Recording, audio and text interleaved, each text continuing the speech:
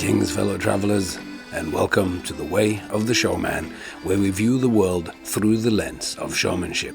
I am Captain Frodo, and I will be your gracious host and guide along the way. And today's exciting episode picks up again where we left off last week. That is to say, after that conversation me and Jay had there, then the next night, which we had stolen away again, managed to get some time just to ourselves. We started up another conversation, and as you hear right in the very beginning of this, we didn't get very far the night before in the conversation. He said he had 2 questions, and we only really got to deal with one. So today we continue on talking a little bit about magic, and we delve into a whole bunch of other topics. So without further ado, let's just roll straight on in to the next second part of this 3-part series of Helsinki conversations. We recorded this in Helsinki, and it was so much snow everywhere, and it was so cold. And as I'm recording this in Haugesund, Norway, we're having a storm which intermittently has snow in it and hail and rain, so it's just right on the border of zero. So it's aptly bringing back the memories of an icy cold winter in Helsinki, Finland. Here, Jay Gilligan and yours truly in the second Helsinki conversation. Enjoy.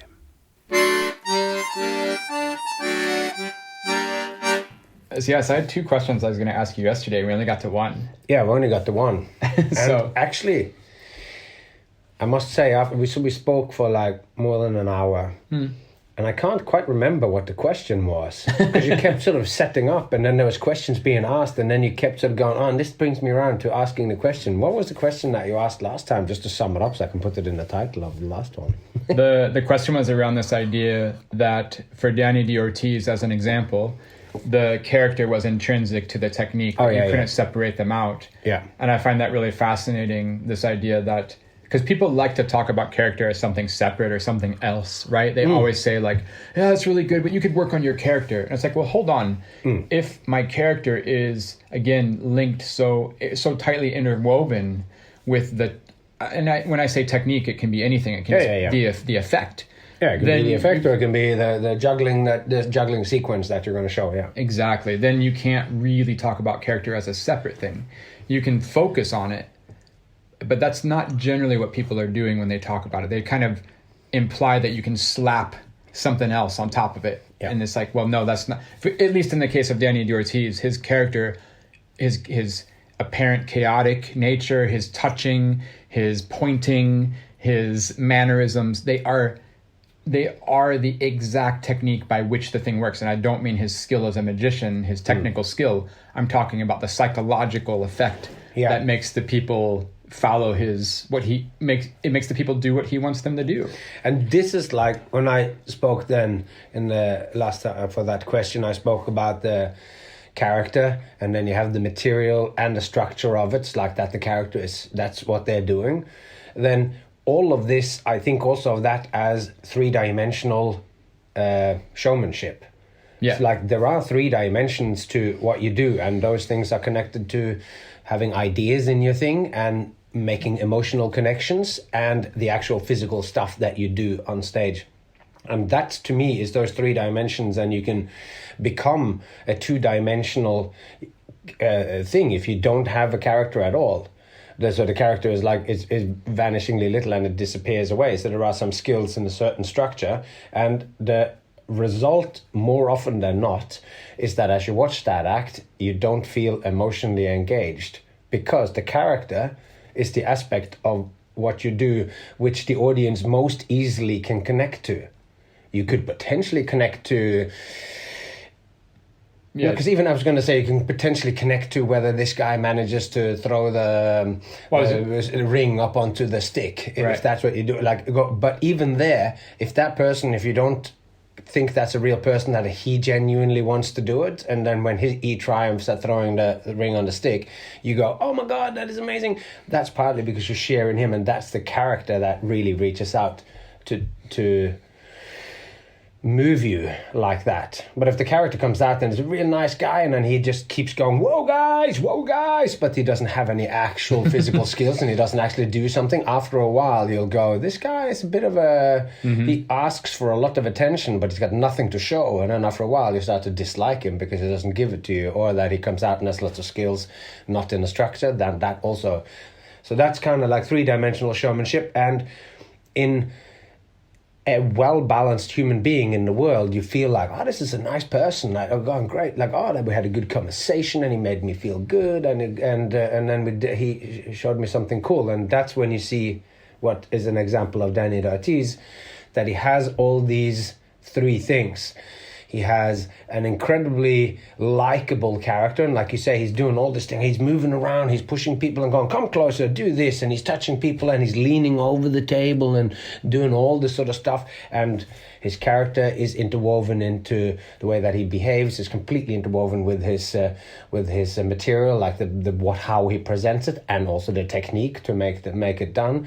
And the ideas that he presents in his acts are expressed clearly and whatever. So you feel this is an authentic character because how he behaves, what he says, and what he does fully resonates with what's inside of him. You feel this is all coming directly from him. It's truthful and happening in the moment. And that to me is a three-dimensional human being, three-dimensional character in a show, and it's what I think of as three-dimensional showmanship. So maybe the good takeaway from that is to remember that I liked your way of talking about going from 3 dimensions to 2 dimensions, but maybe to say in another way, you have these 3 pillars, and just to remember that they are connected. And so when people say, it's actually one thing, yeah. That's why I have the triangle, because it's not like you take away one of them and it collapses to a line. Yeah. You take away 2 of them and you have a point. Yeah. And it isn't the same. And the fourth dimension that makes the triangle into a pyramid is the audience. It's the attention of the audience. So that, like, if there is nobody watching, then it also isn't quite actually 3-dimensional. Then it's 3 points, and it becomes fully 3-dimensional when you do this in relation to an audience. That's kind of, and then it actually becomes a pyramid. So it's actually 3-dimensional. So I didn't say that before, but I mean, so we can focus on different aspects, and we can say, oh, hey, Frodo, I saw your act, and your character. So we can speak to it. We can speak, but we have to remember when we speak to something there, we're focusing on part of the whole. Yes. And I think that was kind of more, maybe that's a good way to articulate what I was trying to express about Dani DaOrtiz. Is what I found so fascinating was that it was his mannerisms of his personality that were necessary to actually even make the whole thing work. Yeah. It wasn't a separate little So the interesting detail. thing I think there as well is to go to those people who nobody maybe will be able to see him do this talk where he does a 3-hour talk about his 10-minute act. So Vanishing Ink, a cool magic shop, whatever, asks Dani DaOrtiz, we want you to talk about this incredible act that you did on TV on Fool Us with Penn and Teller. And then he goes, I'm going to talk about it, and you can just sort of show the act and you can stop and start. And then he goes, there's so much that's going on in my act that I will first talk about the technique of the stuff that I do in brief. Then I will talk about the theories of what I will do, and then I will talk about I can't remember what the last kind of thing, but he separated it out into different things. Well, he talks about the performance itself, the kind performance of how itself. they combine. Yeah. And then after he's talked for that for 2 hours and 2 hours or so, then he gets to the point where he starts to play the thing. And now it's just so that when he goes, and then he goes, and this is where I use this technique. And you can see how I'm setting up here before. And now they're all applauding, but I'm getting her to look at the card so that later on it'll look like she has just thought of it and never actually looked at the card. And you see all this sort of stuff. So that's really interesting to see, like, to go into so much depth. To realize that there's a bunch of different layers that you're working on, and it was nice to see him have to separate them out because there was too much information for him to communicate. I can't stop and start because I'm going to play you 10 seconds and then I'm going to talk 25 minutes to explain a point, and by that stage you've lost the flow of the other thing. So it's like, but also to realize that even though he did that because he has a lot to share out of his work, we all do. Yeah. And that normally when we talk about things, we probably, like when me and you talk about things with each other, Also because we normally have limited time, right? We don't live close to each other. We don't get to meet each other very often. So when we do get to talk, it's limited time, and we do try to maybe cram all that information into one sort of larger conversation. Yeah. It was nice to see him separated out. Right. Well, so it was kind of funny that you said we had the first question yesterday and you couldn't quite remember what it was because there was such a rolling conversation or lots of different sort of tangents. And that's because, I was trying to build a context by which to kind of get to the heart of it, which I think you really did. And so, of course, I have a second question, and it's going to be the same process. But I was also just I have to build the context, so it's going to be a while. Yeah. But I was also just touching because when we said, whenever you then say, "Oh, Frodo," or like Jay, I'd like to talk about your character. Yeah. When we started the process of reflex or whatever, what's your character? Okay, and I'm doing that because I always do that, and then now at least you have that full understanding that we're not talking about a character to slap on, and you basically went, "Oh, my character is just I'm a juggler and I do juggling." And I didn't balk or get surprised or anything, but that guided me going, cool, so that's what we do. Like if you were going like, "Oh, I'm Jay, but I really wanted to be a fireman," I go, okay, well, that's going to be, how do we make that happen, or whatever, right? But so we ask each other those kinds of questions and whatever. And now this idea that it's three-dimensional, you always have the three character and structure and all the stuff you do, and then always what's the experience for the audience? That's what makes it three-dimensional. And that's what I was thinking. We talked about this beforehand, but I can't remember now if this was the day before we started to record. This thing that no matter what it is that as soon as you say something about an act, that thing that I now say, okay, I saw you do it, like we're going to talk about the character. Now, that thing that we talk about is less than the act. Because the act always is all things at the same time. It's what you do, it's how you do it, it's the structure of how you do it, and it is how the audience reacted or how you included the audience. So all those things are always going on. So when I say, look, we're going to talk about the character, it's like you are pinning a butterfly to the box. You learn many things, but it stops to fly and it does all that, but you can see all the details in it, but you stopped it in its flow. And if you could take the pin back out and it was alive again, then you could study those other things. And that's kind of what we could do when you talk about a three-dimensional thing. And whenever you point out anything about anything, any idea what you think a poem is, anything that you pull from an essay that you've read or a film that you've seen that is artful enough to feel like it comments on more than just what the story actually is,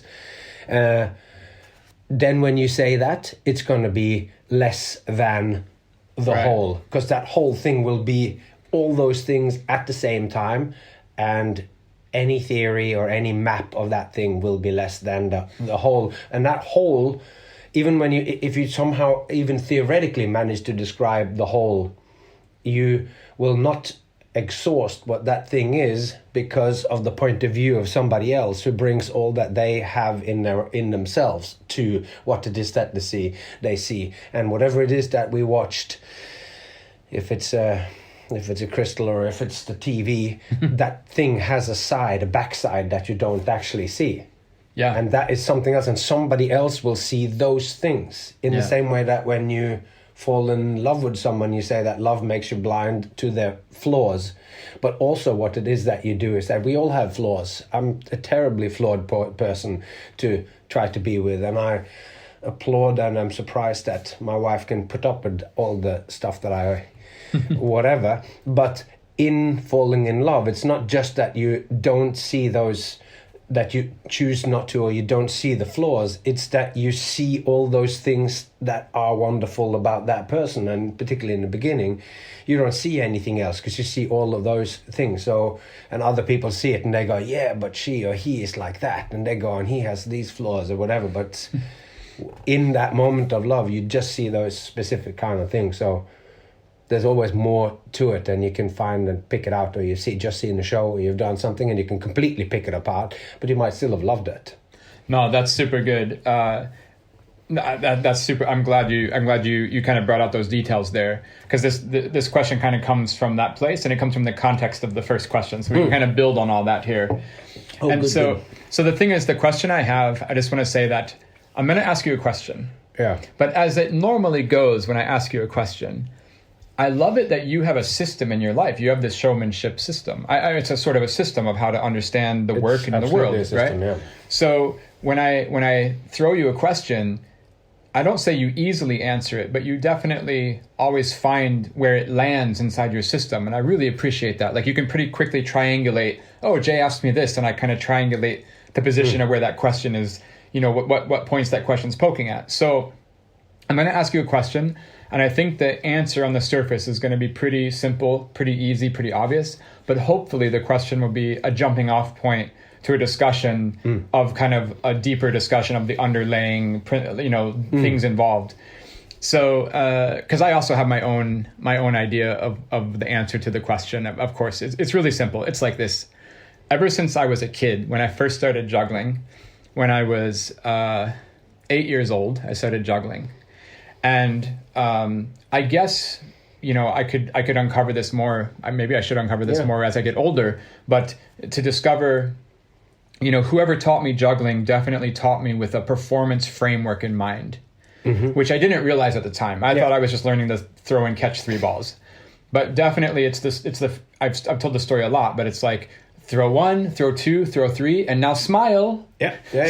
So there's always that smile thing. And it was just ingrained in me, this idea of like, well, of course we're going to show this to someone else. But pretty quickly after I learned, the thing I heard the most from everybody, and they were all older than me, was, but Jay, you can't just juggle. And they were talking about doing a show. You can't just juggle. This is the phrase I heard for years when I was growing up. But you can't just juggle. I've even heard that when I've been, last year or 5 years ago. I've heard it a lot.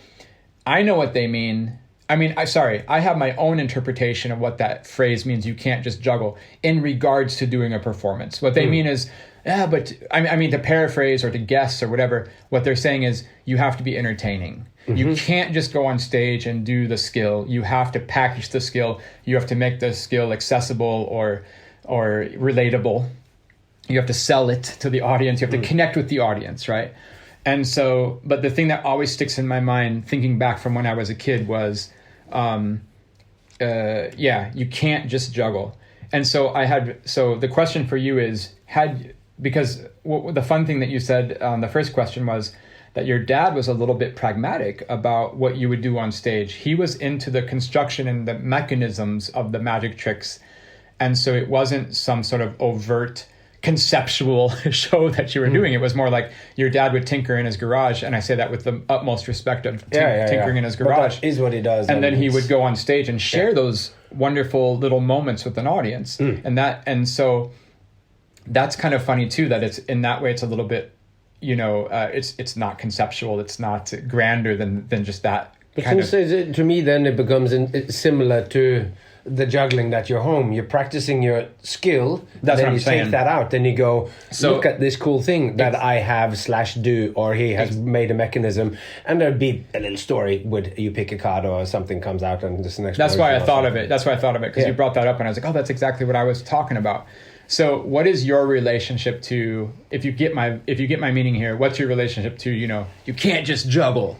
When you said it, it's like there's part of the way to go that they go, oh, you need to also be entertaining. And to me, that has that sort of, when you say it like that, I think of it almost like it's flavored with a certain negativity or whatever. It's you also have to go, hey, and you have to wear a spangly suit and you have to do something like tell one-liners or whatever. Yeah. But then you also, in that, when you were doing it later on, you said some, like in the same description of it, we're going to go back and look at it, but you said something like, oh, you need to sort of somehow present it to them or make it connect to them. Yep. I didn't use the word connect. No, I did, I said you have to connect with their audience.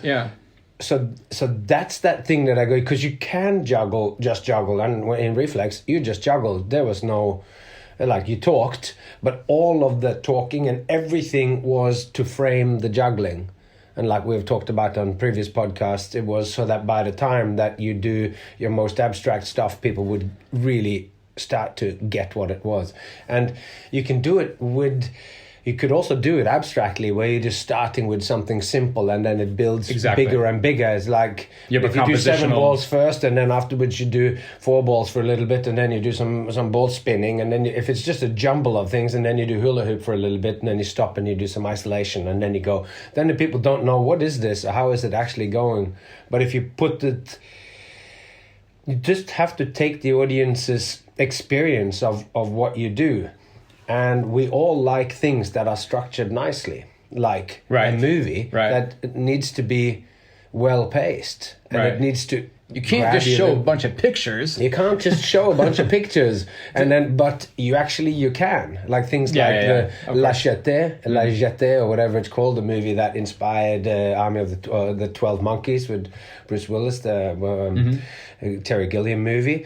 That movie is told in still pictures. There's a French movie, and of course it's art house, so you can kind of tell it in pictures, and that's what we sort of do. You do a little act, and then you take that emotion from that act, and it goes into the next kind of bit. But you always have to keep, what is it that this is expressing to the audience, if there is an audience there. Because if there isn't an audience, then you can do what you want, and then you're practicing and you're just going with your own flow. Yeah. And then it is for yourself. And I was wondering when you were talking about, because I learned juggling from the point of view that somebody was going to watch this. But as I toured around the UK and Europe with a Cascade magazine, with the juggling European juggling magazine, and looked at the back to see where there was workshops or whatever, meetings and gatherings clubs, and juggling jams and whatever. And I went from town to town going, there's a here, and they have an interrail ticket, so I'd take it to the next town because there's something there on a Tuesday, and then you go somewhere else. So where's it on a Wednesday? And you go there and meet someone. And when I was doing that, I would say that most of those people there were not jugglers for performing, because the actual real sort of performers, or even street performers or whatever, didn't juggle for the sheer passion of it, of just hanging out. There was always some, and maybe this is a gross oversimplification. No, it's not. It's a real tangled mess of the evolution of the hobbyist or amateur into what we can say the professional. I mean, it's just such, we don't even hardly have words or language to talk about it. But it's just a struggle. It's also in magic. Some of the greatest magicians or innovators of magic are amateur magicians, because he's a lawyer or he's a truck driver, but then he comes out at the card table and blows everyone away with incredible techniques. But maybe to be more specific, or just for this, for fun, for this conversation, we don't have to define it. Like, I get your point, obviously, like that if you're a lawyer and you do magic on the side, and just by saying on the side, then necessarily you're an amateur because your main gig is you're a lawyer. I mean more towards the attitude or the approach to what you're doing. Because it goes back, which is what you mean. Because it goes back to that idea. I have an episode about this as well. Because for exactly that thing. It's like, you can be a showman and only do it once a week, but you live it and breathe it or whatever. Or also just the way you personally relate to what you do. And just from a very simplistic example of, hey, I'm going to learn this juggling trick for myself, just to have the physical or the mental experience of doing it. Or I can learn this trick and I can also envision someone might see it. Yeah. And that can also be just a very simplistic definition of amateur versus professional. In terms of, like, we could define, if we wanted to kind of define, I don't know, professional is the wrong word because it always implies money, but it's more that there's going to be an audience, there will be a viewer. And because you can do these things without people watching you. And that's kind of more to the core. People do that with guitar and stuff too. That's more to the core of what I mean. All these people who just love to play the guitar. Totally. They do it for hours. Maybe they do it an hour every day. Not 7 hours like a concert guitarist, but so that you're passionate about guitar and you watch all the documentaries and listen to all the albums. And so maybe it's not as much about money as it's about intention, right? Passion and intention. Yeah. And so I just say that's such a tangled mess of intention. When does it flip over into, I want to show this to someone else, but at the same time, because me and you are both passionate people about the skills that we practice. I mean, that's part of our life, is that we practice these skills separate from the performing, separate from the money, separate from the intention. It's not separate from the passion. That's what drives it. But it flips back and forth all the time is what I mean. And it's very muddy. It's very muddled. It's unclear for me many times why I'm investigating something or why I'm learning something. It's not immediately obvious beyond the momentary utility of like the joy I get from practicing or the joy I get from finding out some new thing. So that's why it's a hard conversation to talk about this idea of performing or not performing, because we're constantly doing that all the time. We're constantly doing things to perform and to not perform. Like we're doing things for ourselves, and for others. So this idea of you can't just juggle, I just want to say, and what I want to kind of get to later on eventually, because I think there's a few things I still want to poke at before we get there. I feel like I haven't actually answered. I would just the larger absolutely. And circle but the bigger thing is this question haunts me because I still struggle with it constantly. This idea that you can't just juggle, and without getting stuck on all those different different definitions of words we can get stuck on, it means because you can just juggle. We've said that already now. You could just juggle. But more to the point, there's maybe an aspect of it that's like you can't just juggle, as if maybe it goes back to the bad self-esteem circus artist thing of like juggling is not enough. And like literally, and then I go, no, but juggling does have value in it on its own. You just have to get the people to see it, but then that comes back to you can't just juggle. You can just juggle, but you have to have the people see the just juggling. Does that make sense? Yeah. But some of this also, it comes down to like using the analogy of music. It's not just enough to go out there and play the accordion. You can't just be noodling about and just play notes and do a little bit of this and play half a song and go into something else. You need to have you could possibly do that in the right context, and maybe that's what this discussion is also about. Is context. If people were there just to be exploring new sounds or explore improvised music or music created in the moment on an instrument you don't even know or whatever, like you could get some interest, but then it all implies that they then are interested, because if you go to a juggling festival and you just go out there and you just, without comment, with music on or not, just show a bunch of random stuff that you do and you just jam, and most people would probably be excited and they would already start to get excited and they see what you try, and if you didn't do it and you do it again and you go like that would become incredible because they already have an interest and an understanding and appreciation for the language. Specific context. Whilst if you're doing music, not only do you like, it's not a good idea, even though there could be a very specialized context where you're just pushing the buttons. Yeah. And then you go out and you could go, and I could play a song that I have made. Yep. And you go, okay, this is something. Right. But if I want to really make them go, then I play ABBA or I play Britney Spears. Right. So I'm piggybacking on something else, and then everyone starts to clap along and everyone goes, I love this song, oh, that's a funny version of it or whatever, like, which is what kind of Weird Al Yankovic or something. It's like piggybacking on all these other kind of things, and what a lot of performers do, and they do like, oh, we're doing some juggling, and I just put on AC/DC and I go like that, the rock and roll, and then I always had the no, but this is perfect. There's layers of how to get people to pull it into what you do, and I don't know exactly how that sort of translates with juggling, with like you do eat the apple, or that you juggle a chainsaw, like something that's very like it's not. But within juggling, that might be something like putting on a track that you've...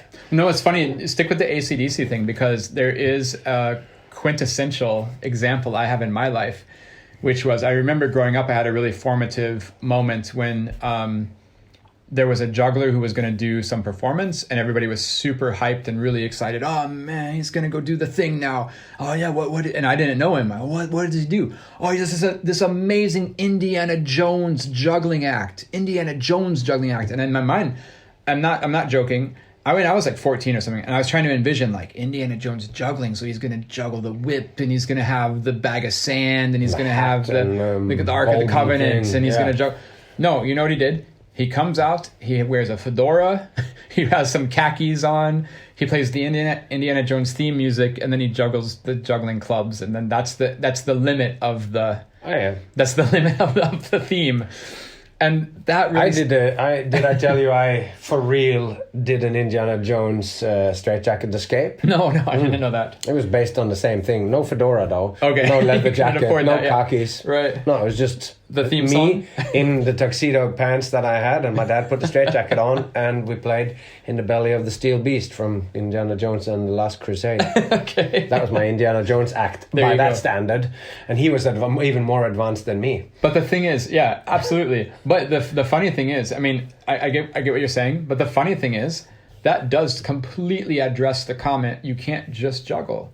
Because this person, they didn't just juggle. He wore the fedora. He had the bullwhip on his belt. Yeah. He had the theme song. Done. Cross off the list. And it is also that one that like, you go, well, I got to give it to him because that is one step further. It is not just you in your whatever pants you happen to wear and then you do a couple of juggling tricks. It's like you come out and you're going, there is one more thing going on here, and whoever described that to you had described it with you and had thought that was cool, because everyone at that time in the 80s or whatever this was, they loved Indiana Jones, and just to dress up and play that music, to which reference is a great thing. So you reference that, you're going like, I like this music, I think Harrison Ford is cool, and this is like, I don't know, whatever it is that you take with that, and you're a teenager, and you haven't advanced so far. Like we spoke about how every year in circus school or everywhere, when you meet the young artists, they have a certain idea of what it is, and they are like right at the limit of that thing. But me as an old hat have been in it for so long, you kind of see, I was also like that when I was 17 or whatever. I thought that this was the killer thing, and like I sort of said, it's like going, oh man, my act is all right, but if I just can do 20 throws of 4 balls Mills mess, then people are just going to peek out and it's just going to be the best act in the world. Anyway, maybe another way to no, you reminded me of a thing now. Maybe another way to kind of attack this question, this question or this discussion is, David Blaine said something that really sticks with me to this day. It really made an impact when I heard this, and it was a couple years ago I heard this, but because when I first saw the David Blaine Street Magic special when it came out on TV, I was thinking, I was like, man, what's wrong with this guy? Because Frodo, I took my lesson well. I didn't just juggle. You can't just juggle. So I did a bunch of other stuff, man, in my life. I did more than just juggling. I didn't do Indiana Jones, but I did other things for sure. That was already done. Yeah. So other movies I did both in Norway and yeah, exactly. It's been played out. So when I saw the Street Magic special, and of course we talked about before where the genius of the special, of course, is just that they put the reactions of the audience members in focus instead of the tricks. That was the genius of the Street Magic special. But I'm talking specifically about David Blaine's character, which is that I'm focusing on that one aspect of the whole. Yeah. And so basically I was like, what's wrong with this guy? What's wrong? Like literally what's wrong with him? He if you go back and watch some of those early videos of him, he can't even form a complete sentence. He seems to be so antagonized. He seems to be so dramatically just complete, like, look. But he doesn't say the K on look. He's just like, look. Look, watch. Look, watch. Like, this guy can't even talk. He can't even form the full word, let alone, set up a story or present the trick. He barely mumbles. He barely mumbles, and then he'll make the coin vanish, right? And then the people freak out. And he says, and then I heard this interview with him, and he said a couple years ago, and it really sticks in my mind. He said, well, here's the thing. That was on purpose. I did that on purpose like that, because most people, they want to connect the effect of the magic trick to some sort of emotional connection, so that when the coin vanishes, you care. Because if you just walk up to somebody and say, hey, here's a coin, now it's gone, they just go, okay. Oh, what? Like, who cares? Like, oh, the coin's gone. I didn't care about the coin in the first place because the coin came out of nowhere. Yeah. But so that's the cliche. Oh, hey, Frodo, this coin, my grandfather gave this to me when I was 5 years old. He pulled it out of my ear, and that's why I'm here on this Vegas stage today, because when I was 30 years ago, my grandfather got me into magic, and now I'm here in Las Vegas, right? That's the cliche narrative. Yeah. So then when that coin that your grandfather gave you 30 years ago, when it vanishes, then hopefully, this cliche example, then the audience goes, oh wow, where did it go? Because I care about that coin, like, and it's a stronger effect, right? Yeah. Or you borrow the money from the audience member and exactly, or a ring, a wedding ring. Yeah, is so there's an emotional connection to the object. That's the point. But what David Blaine said, which was really cool, he's like, hey, look, here's the deal. If I'm actually quote unquote magic, if I can actually do magic and I can really make this coin disappear, I don't need to tell you it's from my grandfather. yeah. I just take the coin and I make it disappear for real. Yeah. I do it for real. And so I don't talk about it. I don't do, and that reminds me of this, you can't just juggle, right? Because it's like saying to David, you can't just do magic. You can't just make it disappear. But what I loved was he drills down to the heart of the premise, which is I'm going to make this coin disappear. And I think a lot of times, and again, I'm a juggler talking about magic, so I'm completely out of turn. But if you're really going to believe and say, or I mean, that's the premise. You say, I'm going to take this coin and make it disappear. And to make you care about it, I'm going to tell you it's from my grandfather and weave this whole story. When I was 5, he pulled it out of my ear and I started to cry and blah, blah, blah. And now I'm in Las Vegas. It kind of undermines not undermines, but it doesn't really enhance the fact if that coin actually vanished, nobody cares about your grandfather. People are just going to go, Frodo actually made a coin vanish. Yeah. And that's what David was trying to drill down to. And that purity of the premise of what you're doing, I thought that was just, that really struck me that he committed so fully to the premise instead of kind of giving up or... I mean, I can hear where he's coming from, and I don't think that you need to tell about your grandfather or whatever, but that is one technique. And also I also frequently think or say that whatever it is that I say that this is how it should be done, whenever I do that, then there will always be somebody who makes a career out of exactly doing the opposite. Totally, yeah. And usually, or frequently anyway, that person who is doing that other thing, that is a person who has usually thought it through and been in the game for a while. Right. So you have thought that through. Maybe he post hoc made that thing up because the thing went off and that was the limit of how he could speak and present it. Maybe it was that style. As when you see him in general, it wasn't when he's talking and when he's he can be an eloquent guy or whatever, but he is a pretty chilled and laid back kind of guy. So maybe 25 years ago that was one step further and he hadn't, this was early in his whatever, that some of it is true and some of it is also kind of like this was his style and whatever it was as well, like that it just caught on like a wildfire. But all sorts of specials, when Paul Zenon made a street magic special in Britain earlier before, and it didn't explode in that same kind of way, even though there are some similarities between those two things.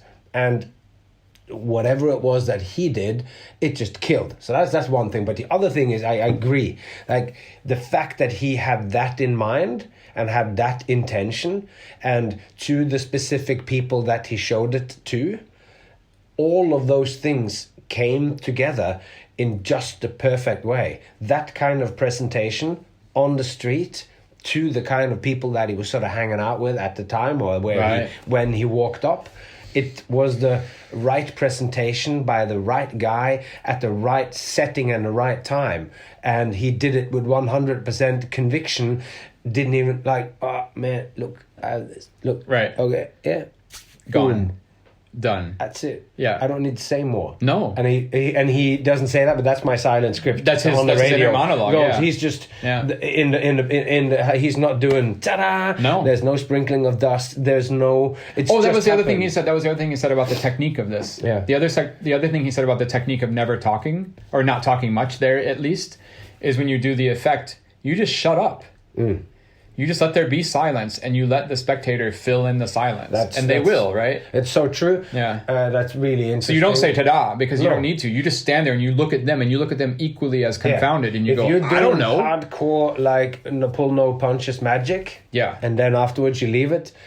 Then there is this, like, they don't know what to do. They don't necessarily clap. You don't tell them what to do. That's the they're thing. just there and they're going like, what happened? And then they start to actually, and since you're not doing it, and Eugene Berger wrote in an essay somewhere, and he goes that the average magician is afraid of magic.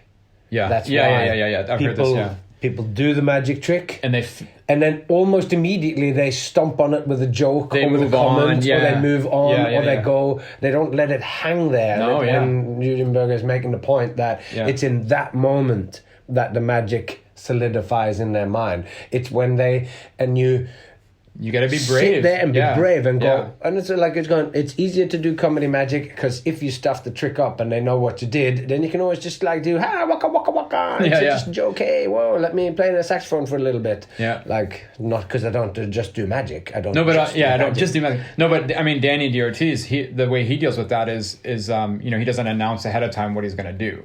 So it's just an improvisation. You don't know where it's going. So if it goes wrong over here, well, you can just keep going until it goes right or whatever. You know.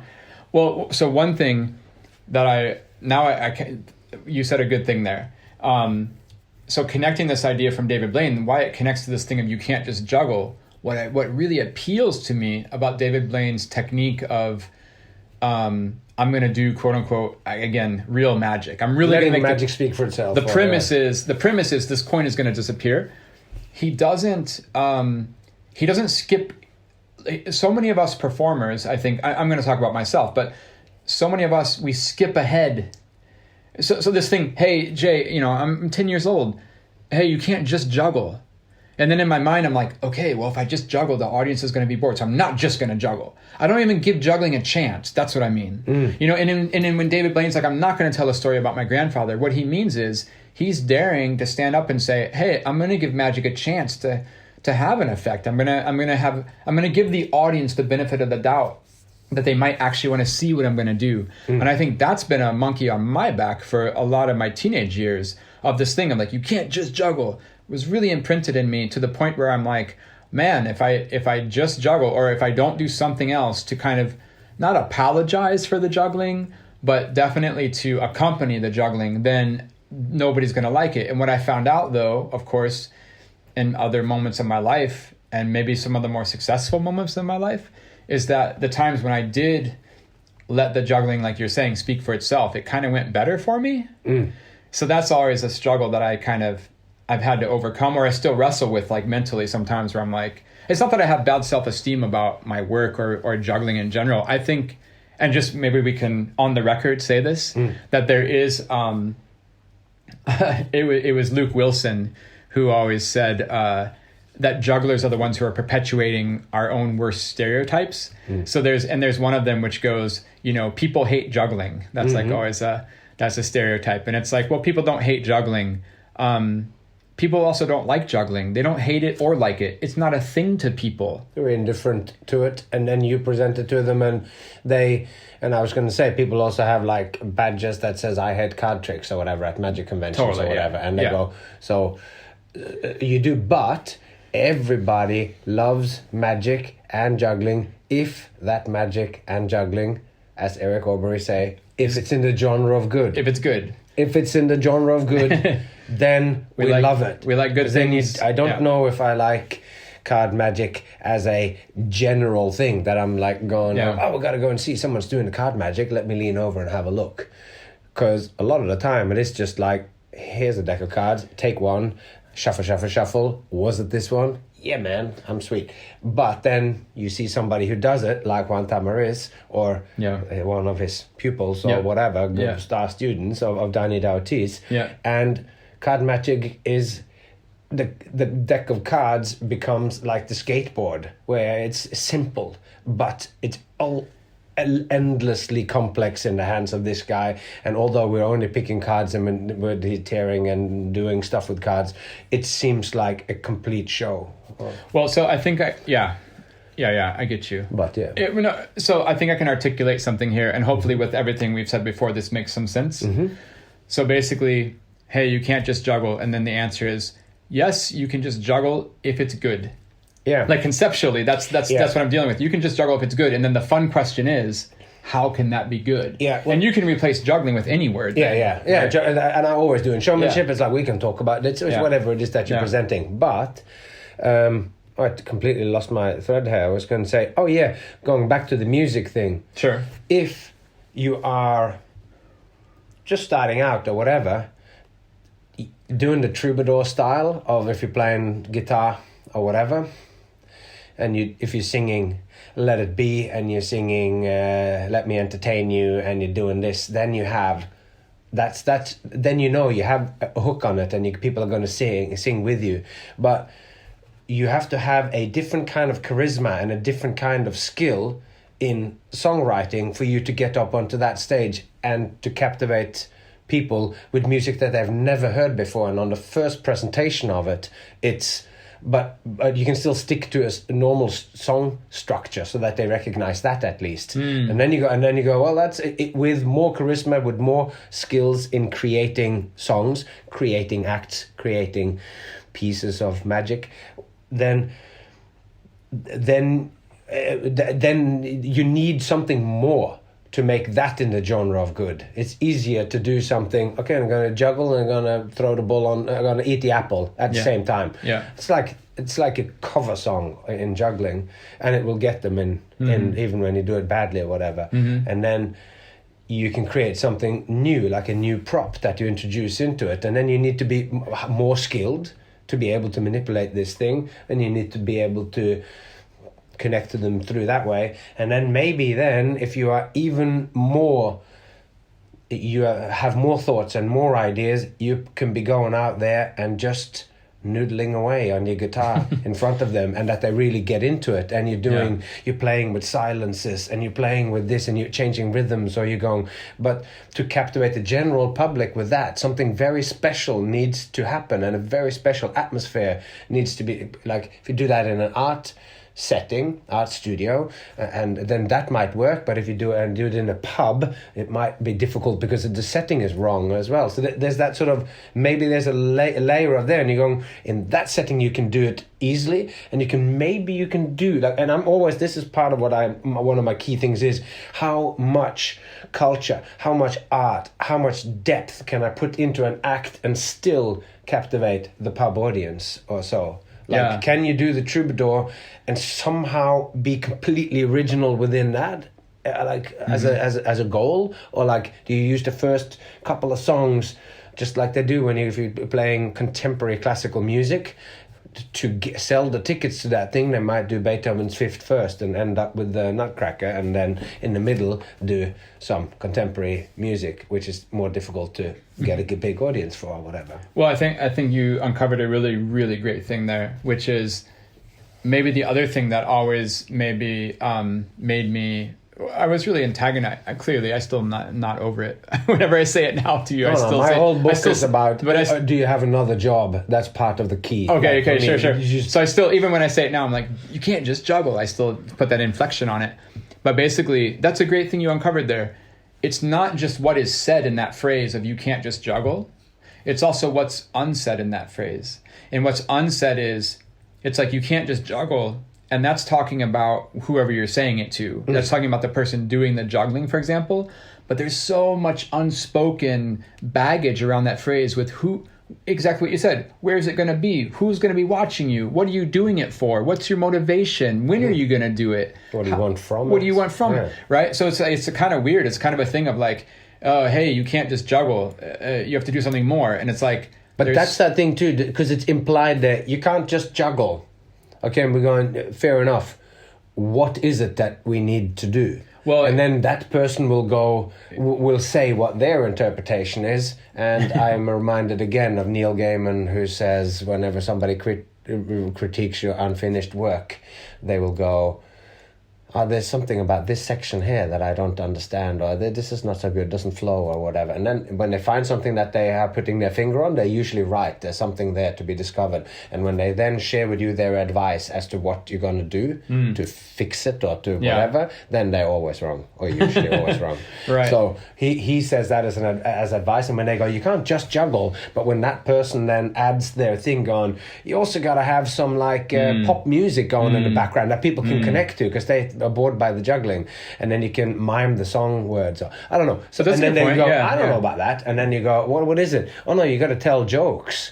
at the same time, or you got to also be dancing while you do it, because your body is kind of a bit still, and you're losing that potential. So everybody will have their own thing to what else you could be doing or whatever. So that's also implied in that you can't do it enough. Juggling is not enough. But then from everybody's point of view and everybody's viewpoint or whatever, that extra thing, like, what is it? So I then go, the challenge is, of course, then to go, well, I can't just juggle with no structure, with no. That's why I started going on about this with playing an accordion and not play a song. I get you. That's like, and that's a good just example. Playing the accordion. Yeah. But you got to play a song, or there's got to be. That noodling's got to build into something that goes. Then maybe you do it and like something relatable. Yeah. I mean, if you're just playing the same 3 notes over and over again, then it's going, oh, this is totally boring. But if that builds like Philip Glass, like, or whatever, or Reich, like, and you just go, and this in the beginning you don't quite get it, but all of a sudden you're pulled into this thing with the minimal changes, and it goes, oh, okay, and this is an incredible thing. It's the biggest thing since. Well, definitely for me, one of my, because I heard, like I said, I heard this phrase when I was 8 years old, 9 years old, 10 years old, whatever. Can I just say one really fast, another little diversion, but I want to get back to what I was going to say there, is that I did this one show in Auch, this big circus festival in France. I did a solo show there. It was a 1 hour long solo show of juggling.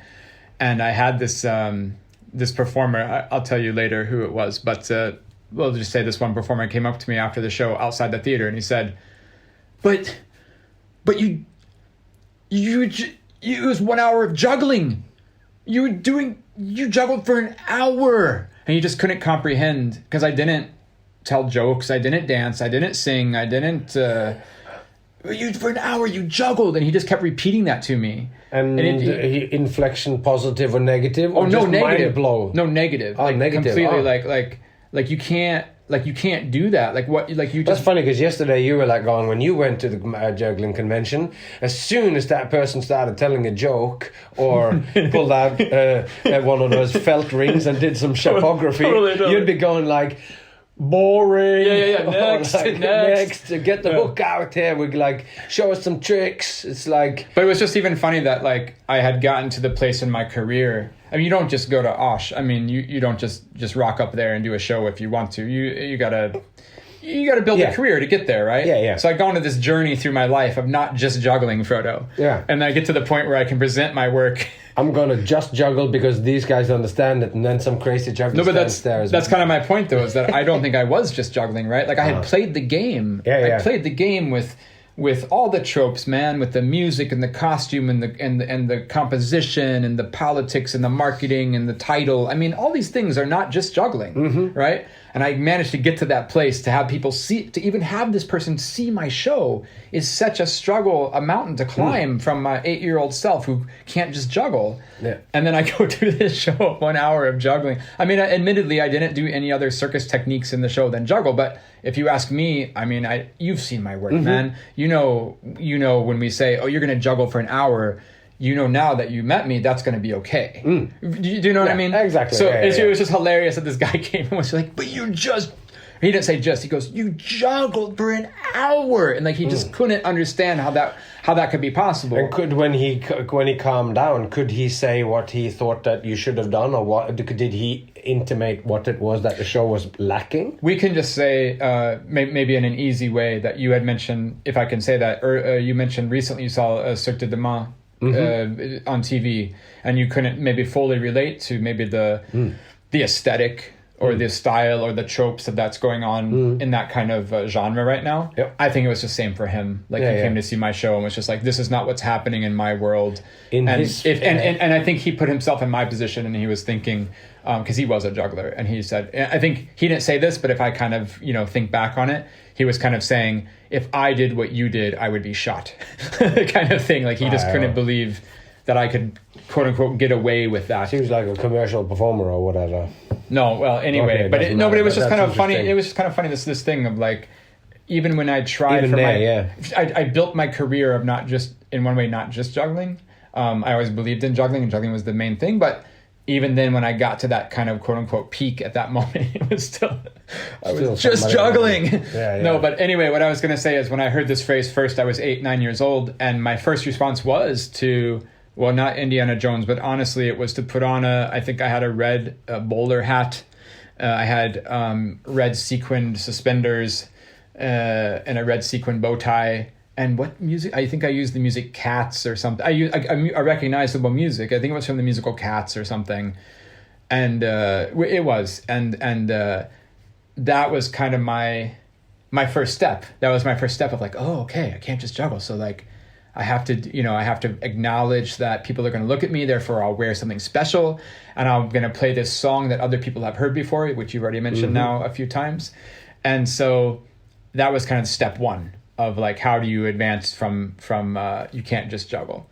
And what I wanted to share a little story about John Gilkey. Because this was quite recent, a couple years ago. So, there was the Cirque de Soleil show La Nuba down in Florida, and it closed after 10 years. Anthony Gatto was in that show for a little bit of time. And they opened, at the time of the story, they were going to open a new show called Drawn to Life. And now that show is open, playing down there in Florida. And it's a collaboration between Cirque du Soleil and Disney Animation Studios. And I'm pretty obsessed with Cirque du Soleil, you could say. And so I was pretty excited. I loved La Nuba, one of the best shows I've seen. Franco Dragón, classic, golden age of Cirque. And like I say, Anthony Gatto was in the show. And so I was pretty excited to hear that, okay, La Nuba's closing. That's sad, but they're going to make a new show. What's the new show? So I was getting all the information. I'm reading the website, the press releases, and seeing the little press event preview of the acts on YouTube. And I was pretty obsessed. And so I noticed that there was a bunch of text, a bunch of writing about what the show was going to be about. And it was a collaboration with Disney Animation Studios. So Cirque du Soleil was going to interpret a lot of this animation material or theme. It was a theme of like hand-drawn animation, golden age of Disney animation. And the main character was going to be a pencil. Oh, yeah. And the pencil, and then they show a picture of the costume, and it's like a guy wearing a hat that's like a pink like eraser. And then he has like a pinstripe suit, like, the ridges on like a pencil. And then, you can imagine the socks and the shoes making this illusion that there's a pencil standing on its end. You know what I mean? Mm-hmm. And I was just looking at this and I'm like, there is no difference between this and Indiana Jones juggling routine and my red bowler hat with the Cats music. And I was so confused. And as a language in my world where I come from, we call this kind of style youth circus. I don't know if that's relatable to you, but the local youth circus going to do it it's the spring presentation for the parents, and it is just that deep or shallow or deep. I mean, no problem. Your kid is there. They're gonna play the Lion King, and so you tack a little yellow tail on them when they do their cartwheel. It's the end of the year show, and it was the Lion King routine with acrobatics. Cool, but we're talking Cirque du Soleil and Walt Disney, man. We're talking hundreds of millions of dollars. Custom-made theater, the best directors in the world, the best script writers in the world, and the vault, the Disney animation vault. Think about that. Like, that's how much depth of riches are there. And in the end, it's like, oh, the main character is a pencil, and the depth of that is that they have a eraser for a hat, and that really bugged me. I was like, how is it that like the height of art? Whether you liked La Nuba or not. I'm gonna say, Franco gave himself in that show. Like Franco explored and risked and dared in La Nuba. Whether you liked it or not, I don't care if you hated it or whatever. Or whoever liked it or hated it, doesn't matter. Franco tried something with La Nuba. I think it worked. I appreciated that he was trying to do something there. So when I heard about this kind of drawn to life show, main character is a pencil. It was a young girl and her sidekick was a pencil, whatever. And I was just like, I don't get it. It's the same as me putting on the red bowler hat. It's the same as the Indiana Jones fedora. And then you just juggle the clubs like you always juggle the clubs. And so I wrote John Gilkey out of nowhere. I'm old friends with John, but I had to talk. He's connected to Cirque in a way. Yeah, he was a Cirque du Soleil clown for many, and the main character of Kidam and many other. He was originated one of the main characters in Verkai and a bunch of other shows too. So yeah, it wasn't so random to write him about Soleil, but I hadn't talked to him in years, and this is pretty non sequitur. So I just write John, and I'm like, dude, this is really annoying me. Like, I don't understand. How can Cirque du Soleil and Disney put like a main character as just this guy with a pink hat on and be like, it's a pencil and now we're done. That's our creation. And John wrote me back a really cool thing. He said, the premise of the theme being animation and that the main character would be a pencil, that's not to be dismissed. That's not worthless. Because I was totally saying, well, this is the stupid, most shallow. Oh, Frodo, let's do a show about animation. Let's brainstorm. What are the different parts of animation? Well, we got paper and what else? Oh, pencil. Oh, you could be a pencil. Like, it's a pretty shallow process. Like, I was implying this process was pretty shallow. And John was like, well, it's not a worthless idea at all to say that, like, you're doing a show with animation and the main character is a pencil. He's like, why not? Pencil is like the main writing tool of animation. It's something, he goes, it's something that everybody in the audience can relate to. Like, it's an obvious thing. And his point was like, you shouldn't run away from the obvious things, even if it wasn't such a deep process. He's like, you can piggyback and you can jump on people's experiences and knowledge and go, oh yeah, in animation, you use a pencil. He said the problem comes that basically if Cirque du Soleil lets that person actually be a pencil or not. And I thought that was so cool. And what he meant was, probably I haven't seen the show. I don't even know if the pencil is still in the show. But if we look at previous examples of Cirque du Soleil's work and style and how they incorporate characters and the narrative in the show, it's pretty shallow. It's a little bit of a veneer, we could say. Spectacle. For the most part, we could think that the pencil isn't going to be really deeply integrated. And John said, for the most part, they probably won't let the guy actually be a pencil. I was like, what are you talking about, man? What do you mean he's not a real pencil? He's like, no, but what if he took it seriously? What if you gave somebody the job and said, you're a pencil, but for real? And you took that as deeply as you could. And that would be an amazing show. And I was like, yeah, it would. Like, what if you went to see a show by Cirque du Soleil and Walt Disney and there was a guy who was actually a pencil? That was John. Do you see what I mean? Yeah. That was like John's point. That was like, it doesn't have to be shallow. It doesn't have to just be a surface. It doesn't just have to be the fedora and you just do the normal juggling as you normally do it, that this guy did. John's point is, of course, you got to wear the fedora and do the Indiana Jones juggling. And then of course it's going to push the question to, well, what's the Indiana Jones juggling? And you go, exactly. Yeah. That's the secret. But this idea that, like, can you imagine there's a guy in Florida right now on stage who's actually trying to be a pencil? That would be pretty messed up. Like, that'd be pretty far out. I totally agree with Gilkey, because you were very upset about the pencil, and I'm like, oh, well, with Disney or even with Pixar, it's like, okay, so the main character is a lamp or whatever, right? And the great skill of Pixar or Disney in when it works is that the little candelabra in Beauty and the Beast becomes the thing that you genuinely care about. And that is part of what Disney kind of does, taking these. Because when I first kind of went, it's Disney and Cirque du Soleil doing a collaboration, and I thought too that I don't know what you could do with a pencil, but just like, I don't know who I talked to this about. Was it you or just this? Sometimes when you are standing on stage and then something happens, and then the first thing that comes into my mind, I think, oh, that's generic, so then you don't say it. And every now and then when I've gone to Norway or whatever, and I am in a place where I somehow just feel free when I'm doing an event for someone here, and I'm translating in my head some generic street line or some line that just comes into my head, and then it kills. Even though I feel like I just got a bit dirty. But what I did was to apply something that I know into a real life situation. No, you were talking about that with me. Yeah, you said that the other day. So anyway, there's something about then that, like, taking the starting point of what actually it happens with, that bit, like going to pencil, could be an incredible thing. I don't quite understand... you could maybe unpack more what it means to really be a pencil, but it's partly enough just to go, like, what would it really be like? Would he be walking on 1.2 shoe, or like what? There you go. So it's just now. Now we're having a real conversation about it. So like, now it's not just mean? Yeah. It's not just an excuse. Will there be a line traipsing after him in motion projection after him, so that how about this? By the end, everywhere he walked has created a picture. Exactly. How about this? Does the stupid rubber hat actually erase pencil? I mean, does it actually erase anything at all? That's what I'm saying. Does he fall over and erase half? That's what I'm saying. I mean, already now we're having a deeper discussion than when I first could have envisioned. Yeah. So this silly person wearing a pink hat.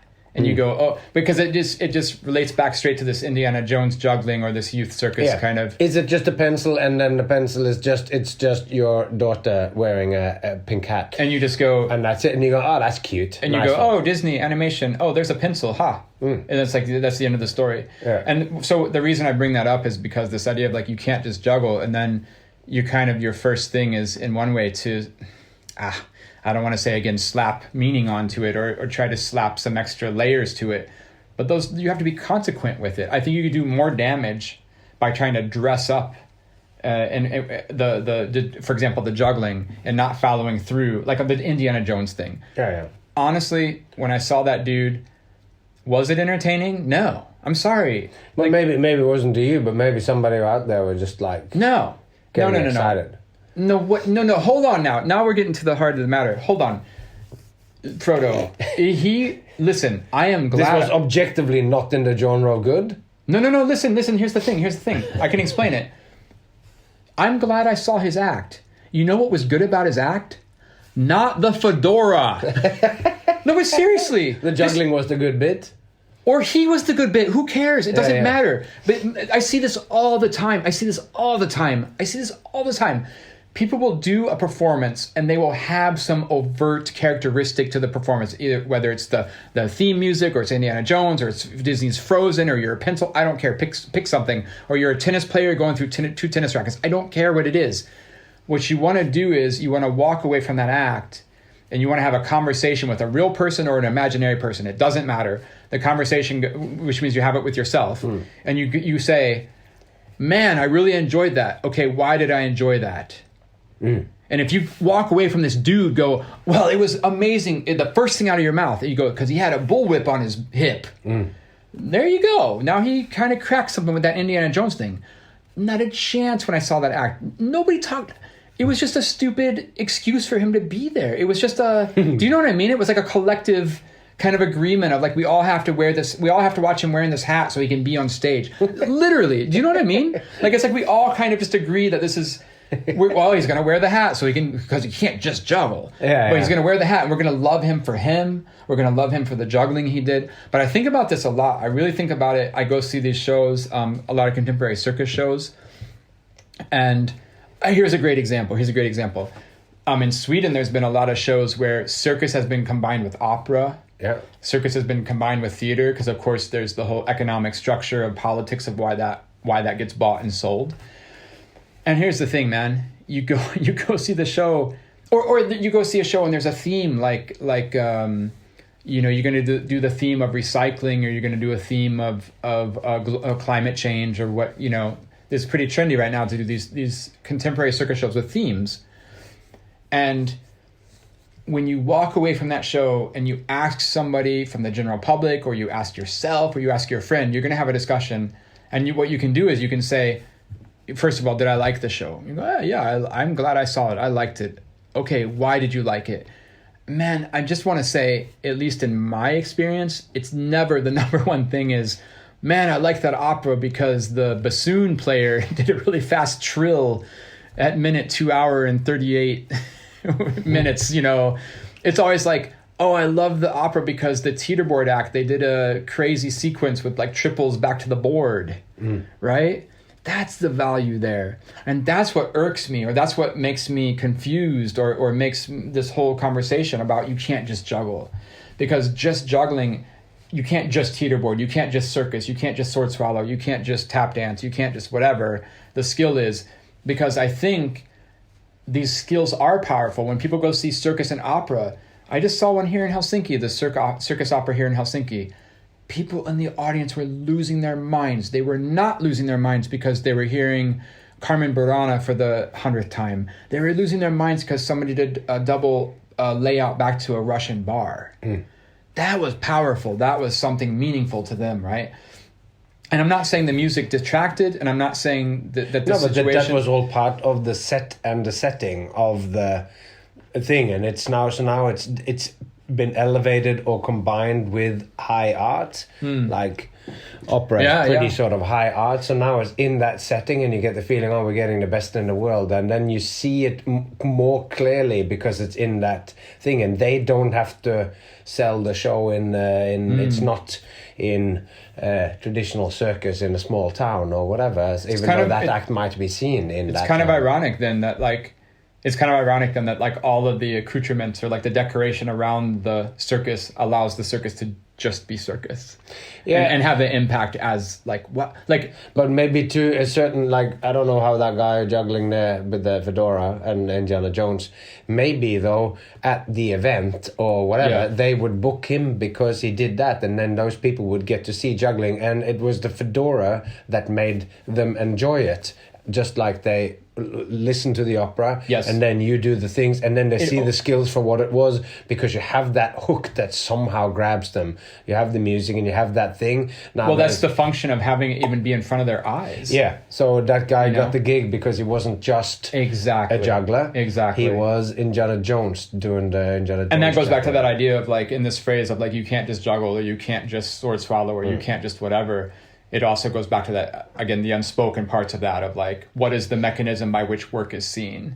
And part of that is the whole political, and we've been talking about this lately too, the business side, the method by which, work is produced. The politics and all this sort of... And the trends and the trends. Trends within performance and trends within the environment. In the networks. And also the trends in the world. Yeah, the zeitgeist of what's going on right now. Yeah, totally. And that allows work to be accessible in different ways. So maybe, and it goes back to that idea of the genre of good, right? It's like people don't hate juggling, people don't like it, but they like things that are good. And if you can get that good thing in front of their eyes, that's also part of the game. That's also part of the thing. Like, you can't, like, I never thought about it like that. That's great. The phrase, you can't just juggle, also implies the business side. Right, like that. I can totally relate to that. That's totally good advice, actually. Hey, you can't just juggle. You also have to like send an email and maybe have a website or print a business card or like that's also funny. You have to distinguish yourself out as to not just be, here's a guy that juggles, but why would we book this particular guy? That's marketing kind of going. Why would I book this guy? I love that. Oh, and it's because he does. I love that. He does juggling like this, or he does most rings in the world, or it's like Eric talked about this. I like when you were booked because you were the guy that did 8 balls. So we're not living in that world anymore. But back, 100 years ago, it was like that. He was You're the guy who did pirouettes. He was the guy that invented doing pirouettes. He juggled and did pirouettes. Then he did that, and you're going like, oh wow, I've never seen that before. It's like, you're the one who there's the guy who did club kick-ups. Yeah. And like that was like, there's one guy who did club kick-ups. Yeah. So then that's become a thing. So I really wish when I was 8 or 9 or 10 or 16 or 18 or whatever, that guy in France who yelled at me, how cool would that have been if they were like, hey, you can't just juggle, you also have to be yourself. Man, that would have changed my life. Yeah. Would have changed my life. All right. Now that's a little bit of a rapid cut there, because the next part of this exciting, wide-ranging conversation will wrap up next episode with a additional bonus question. He added this right towards the end, and we'd already sort of run out of the time that we wanted to spend, but we did one more question, and it went on for quite a while, as might not surprise you. And next episode we will talk about that, and he really sort of digs into my process, not just of creating an act, but he really asks some questions about my process, which integrates my everyday life and what I read, what I think, what I do, what poetry and movies and all this. How do I relate this directly to my work? And so next episode we will be talking about that. And until that time, if you want to buy me a virtual coffee, you can do that at Captain Frodo at buymeacoffee.com/Captain Frodo. And if you want to get yourself a sweet hoodie or a sweet t-shirt, or you want to get a lovely singlet for somebody you love, then you can do that. You'll find details for that. It's too long and too complicated of an email address or whatever internet address for you to take down as I'm saying it here. So just look in the show notes. And until next time, take care of yourself. and those you love. And I really hope to see you along the way.